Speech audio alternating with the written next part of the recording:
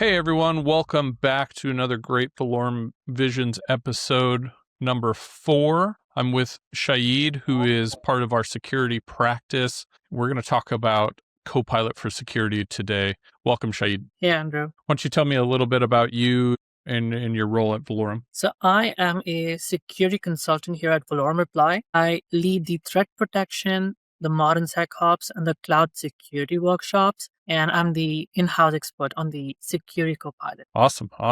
So today we're going to be talking about, as we mentioned, Copilot for Security, main focus on as we kind of get into this new AI world, right? We're finding these AI agents that people are building in enterprises are producing and taking action on a lot more things than humans traditionally have, right? And so, Shaid, when we talked a little bit before, we're seeing a lot of burden on security individuals today handling just the sheer throughput of data and attack vectors, etc. We talked a little bit about it in a previous episode with Steve as he kind of went over his topic, and I'd love to know how you think about Copilot for Security and kind of addressing some of those issues. So how the Copilot for Security came into existence is when Microsoft came out with the product Copilot for Security, they came out as a standalone experience where like how you have a chat GPT where you would go and put in a prompt and expect a response. Sure. Similarly,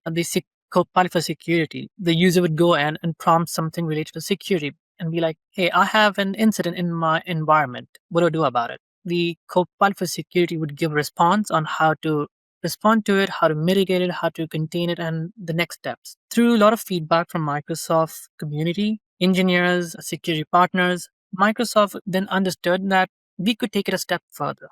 Why just give them the steps on how to do it? Why not let's automate that, make it more agentic now? Right now in the cybersec industry, there is a demand for cybersecurity professionals, but there is a massive skill shortage. These cybersec professionals aren't just fully skilled yet to respond to threats. And by the time you bring in a new analyst and you train them on technologies, organizations are struggling to keep up with the rapid response of attacks now. You have attacks in all landscapes, right from crypto, AI, business email compromise. So attacks are rising fast, more than we can upskill ourselves. So that's when these agents come in. They ensure that they supplement your analyst. They don't have to burden themselves with, threat hunting, incident responding. They can offload these repetitive tasks to those agents, and the analyst can spend time investigating those responses, making sure that this does not happen again on a more defensive basis than just being more proactive.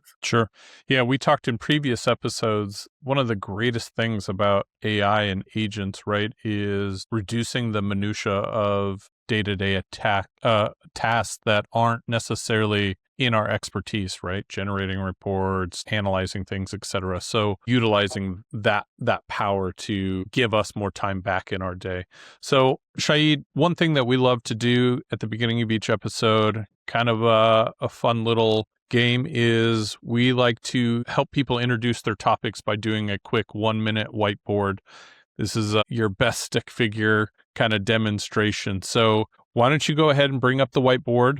We'll put a minute on the clock and kind of take us through how organizations would utilize Copilot and why would I want to invest in that? Sure, let's do that. Just giving a heads up, I do not have good drawing skills, so it's gonna be a messy whiteboard here. That's the beauty behind it.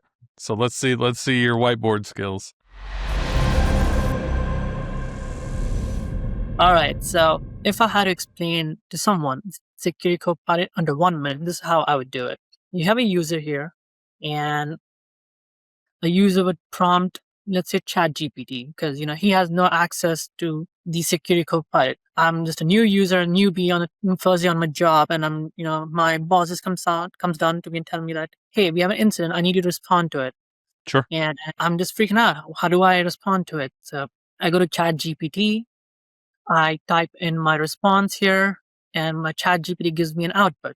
But hey, I did something wrong. I entered my company's confidential details into ChatGPT, and that's a big risk violation. I'm not following the company rules. I'm exposing my company to an even greater threat landscape at this point. So introducing Security Copilot. You got Security Copilot here. The beauty of this is now I can do the same prompting, but in a secure manner. My data stays safe now. It is guarded by the company data protection rules, and I'm not exposing my confidential details outside. And the extended beauty of this is that the Security Copilot gives me tailored responses now to my problems. Instead Sure. of giving me a generic response like the ChatGPT does, it gives me tailored response as per my organization's infrastructure setup. So that's your Security Copilot. Hey, you don't want to stop here. You don't want to just be, I don't want to prompt and all. Introducing agents. So now agents, let's say I'm going to take Entra ID agent here. For example, I have, like 4 in the morning, I get an email alert to my mailbox saying that, there's a risky sign in. Somebody from China is trying to log into your organization, but I don't have any users in China. I don't have any customers in China. So what do? Instead of me having to get up and respond to it, my agent here is gonna contain that sign in. It's gonna do the heavy lifting for me. It's gonna keep that sign in at bay. I come in the morning, I check it out. I'd be like, oh, okay, I detected a risky Sure. sign in. I can just say, okay, hey, you know what, you did a good job. Now give me the report to it. Perfect. No, that's great. I think everybody that has lived through PagerDuty will absolutely love what you just kind of demonstrated there. Awesome. Great job. Thank you, Shahid. Let's dive in a little bit, right? So you discussed a little bit in the intro about why Security Copilot, but let's dive a little deeper into, from your perspective, what's the big shift happening in security? What are you seeing in the field from various clients on what they're dealing with, and how our Copilot enablement framework is seeking to address that? So right now, the big shift or the trend right now is AI. And what about AI? AI has become so big, and it gets confusing and overwhelming to people now to talk about AI and what exactly AI does in terms of security. This is where Security Copilot comes in. They want to demystify AI, or they want to make it simple for organizations now. Their objective here is, don't worry about threats anymore. Let us worry about the threats. All Sure. the agents are going to do is do the heavy lifting for you. They're telling the responders, the analysts, the IT teams, the SOC teams, worry about the bigger picture. Worry about refining your business processes. Worry about hardening your systems. Don't worry about the reactive stuff, because that's where people spend the most amount of time daily. And with AI proliferation now, it is easier to create attacks on an organization compared to before. Tools are easily available now. The attack could be coming within your own organization due to misconfig somewhere, due to an agent not being properly configured. So the AI, especially with the AI sprawl that's happening now for Sure. Yeah. boosting productivity, this Security Copilot here ensures that we do not spend our time worrying about the ghost AI or chasing down some lead due to misconfig. Agents and AI sprawl containment. That's the trend right now happening in the market. Yeah, and it's not only the agents being used, right? It's also everybody's all excited about building agents. And Yep. so depending on your organization and your adoption, there could be agents just left out that are kind of orphaned in a way, right? And so Yep. those are probably even more of a risk than the actively used ones as well. So having that automation behind on the security side to be able to also say, like, we've got an agent that all of a sudden is starting to make requests that didn't do these before, giving you those reports and insights proactively instead of reactively. I think is a huge thing that we're all going to have to think about in security. It is way more on the, we always strive to be proactive, right? But the reality is it's an age old problem, right? And building a workforce to augment, especially as you mentioned, where we are resource strapped in the industry, is Mm. being able to augment the power of the people that we do have and optimize their time more efficiently, right? So what would an engagement kind of look like? How would this frame up for, I'm a client, I'm really interested in addressing this issue. We love agents, we love Copilot. We had Margaret on and with her team. They've enabled M365 Copilot. Everybody's excited. They're seeing returns like crazy. Everybody's using it. What does an engagement look like to not only keep that momentum going in enterprises, right, but also build that structure behind it?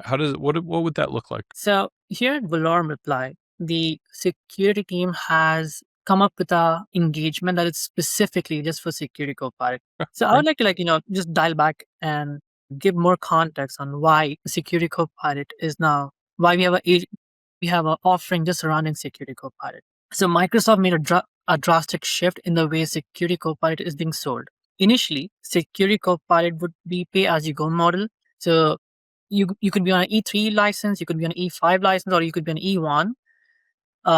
But you will have to provision compute units. So you Sure. pay as you go. So earlier you had to pay per hour that you consume. And then Microsoft now took a change in their business model and they said, you know what, let's just make it part of E5. So that was announced in Ignite that going forward, organizations will now have access to Security Copilot. Those who have E5, they are entitled to 400 compute units per month, which is a good number, which is a healthy number to do a good number of heavy lifting. For every 1,000 users, for every 1,000 seats, you get 400 compute units, Oh, up to great. Yeah. 10,000 compute units. So it's really taking away, as I even work with clients on my end, there's always that cost wall to everything, right? Yep. Especially now in our economic conditions in the industries is you want to do these things, but oftentimes you're prohibited from doing the right things just from cost. And security is one of those things where you don't want it to do that. So I think Microsoft's move is very smart in the way of let's not make security the cost prohibitive, right? And so as we talk about those licenses, it's included in E5 now, as you mentioned. Are the other SKUs also pay as you go, stayed in that model, or how does it, if I'm on an E3 SKU, what does that look like for me? So right now, Microsoft had just announced for E5 the inclusion of Security Copilot. But then E3 or any other SKUs that are out in the market, you have pay as you go model.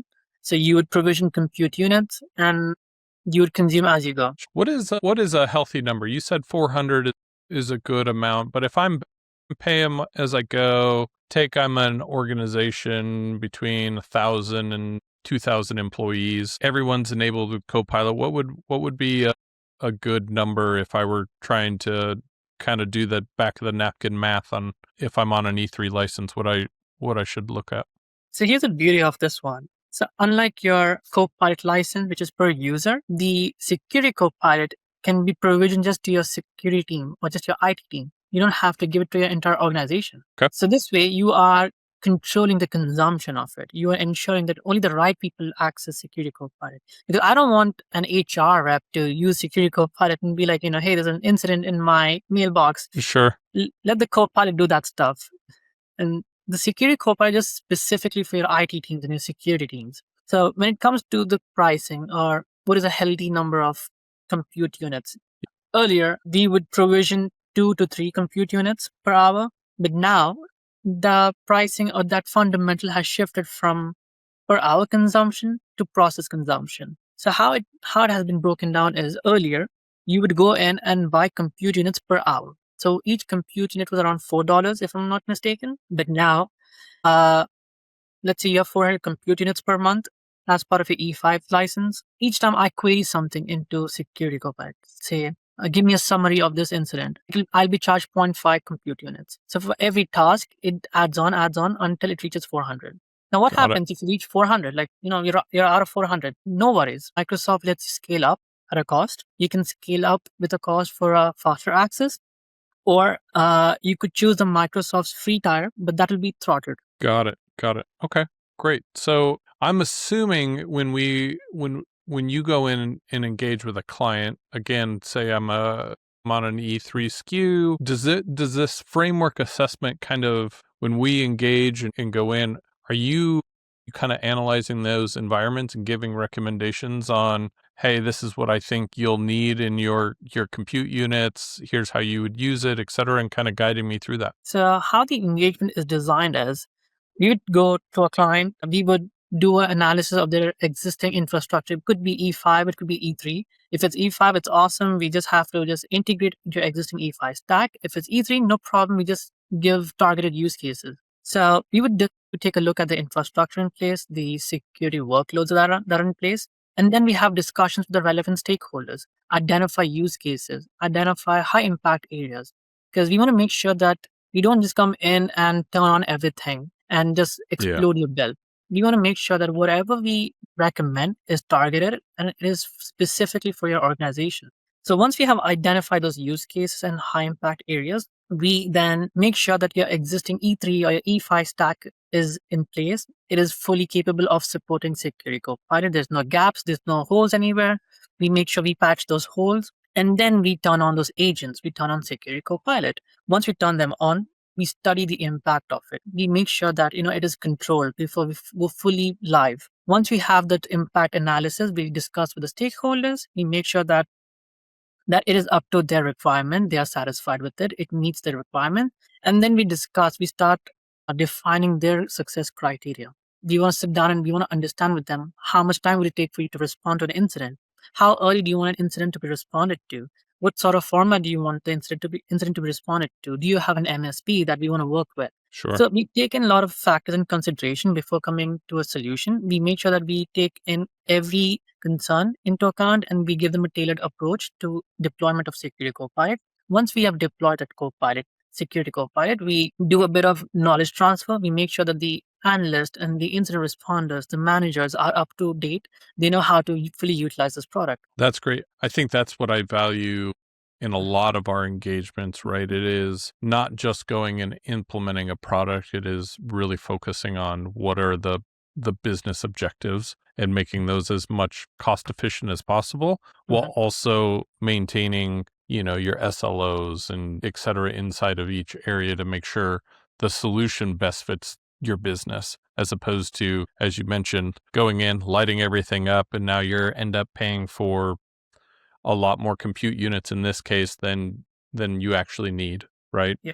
So as we go through this, you've mentioned, and I've gotten this visual of there's a huge time saving on the security, and we talked about the not having a lot of security individuals in the market and kind of that kind of desert right now. I relate to that. Back in the day, we had the same problems with software engineers, right? And so you were taking anybody that could type on a keyboard and formulate some code. That has since changed, but it seems like security is kind of in that same boat as this explosion of AI. So can you take a second and maybe walk us through some of how that time optimization looks like a little bit? Maybe open up Defender and kind of go through it a little bit. Absolutely. Love demos. So here you have your Defender. I've opened up an incident. Now, let's just take a scenario here and, try to reverse engineer how Security Copilot would be useful. I'm a day one analyst responder, right?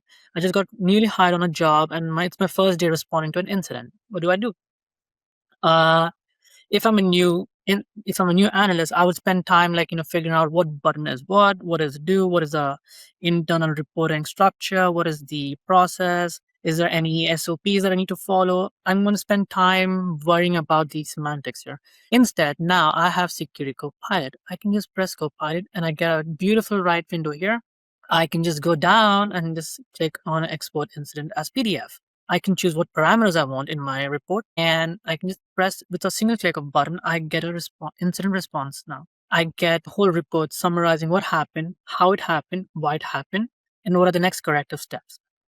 So I'm going to show how the report looks like. So I see there it'll export as a PDF that then Yep. you can utilize to send out to the team, sync, etc. Okay, great. So you go. This is your report here. It's a beautiful composed report that gives me clear what happened, how it happened, why it happened, and what are the next steps, which is exactly what is expected from an analyst. That you find out an incident and then you summarize it, make sure that it is translated from your technical language into plain simple English, because managers and the upper level team won't have time to sit and drill down into the report. They need a quick bird's eye view into what happened, how it happened, so that they can make the business decisions on how to remediate it or what sort of business impact it is having and they can spend their time making decisions on should we take out this asset from our network so that it does not happen again, instead of them having to drill down and find out what asset it was doing, what asset was causing this issue here.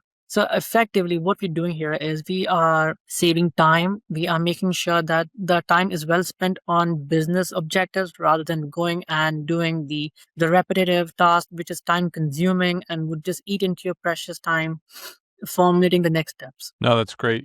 As I kind of look at this, it reminds me of a lot of root cause analysis that I would Yeah. have to generate. And now that I can easily export even just the framework, the scaffolding around an RCA on an incident, it's a huge time saver, right? And so it can generate reports. What about the proactivity and kind of analyzing? Is it able to do those things as well? Absolutely. I'm going to show you a bit more demo because I love demos here and I feel like this is a product that is best demoed. So let me show you some more the beauty of this product and how it's come so far now. So this is the standalone experience that I was initially talking about. Microsoft has revamped this so good. Now it is a beautiful UI containing agents here. I can just go and this is my prompts to try. It's suggesting what prompts I can try now. Oh, that's great. And I don't have to worry about what workload I need to integrate because part of E5 is that it has picked up all my workloads: Sentinel, Entra, Purview, Defender for Cloud, Cloud Apps. Name the workload, it is present here in this experience here. And now I can seamlessly manage all my agents. I have an agent that is active, up and running. It's the Threat Intelligence Briefing agent. I use this to get a quick overview of all my threats that I'm facing in my landscape. Since attackers love to attack anyone and everybody, I get to see who's doing what to my environment. I've caught a few risky sign-ins. I've caught a few brute force attacks on my environment, but it gets the job done. Yeah, this is great because I think the other side of it is like you've got this powerful tool. How do I use it, right? And so Yep. where you get the time savings of what we saw with the kind of the RCA. The other side of it is great. Now I've got this tool. Now I've got to think about how to prompt, how to do these things. Where it looks like this is very surfaced up front, and again, just kind of having those frameworks to build upon and really aid you in getting the idea how powerful this is. That's awesome. No, I thank you for showing that. As we wrap up here, Shahid, what's kind of a maybe short description if I'm a leader, you're talking to me, we're at a conference, what's kind of your kind of directed, hey, this is why you should be concerned about this, and this is kind of why you need to be focused on enabling this for your enterprise? So I'm going to ask you a question. Do you have E5? We do have E5, yes. Are you fully utilizing your E5? I would like to think we are, but I think if I were to look at industry trends, most people are not. So your E5 comes with Security Copilot. Let us come in and turn it on for you. I love it. I love Your it. Security Copilot comes at no cost. Awesome. And that's true, right? That's a lot of these things where I think people that have an E5 SKU, they know they have it. They just need that guidance and that framework to help them push it through the organization, right? Because I think as you kind of talked about and where we're all at is there's so much new technology coming out in the world. For us to wrap our heads around the technology in organization and get everything rolled out and how it should be done, it really relies on focused efforts. And I think that's where Valorem has come in specific spots and saying, hey, this is a critical thing. Yes, I know it's on your roadmap, but we've got a framework that we can come in and easily roll this out to your business organization.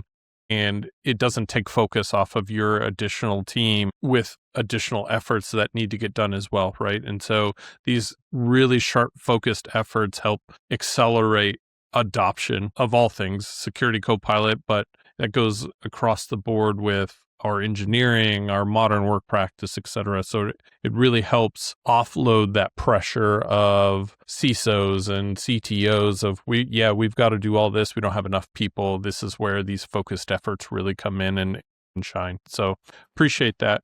So if I want to get up on this, I would encourage, if you find this valuable, to head to our site at valoremreply.com. You'll be able to find information on how to engage and how to connect with Shahid. And I really appreciate the time and the demos and the description of Security Copilot today. Thank you, Shahid. Thank you, Andrew.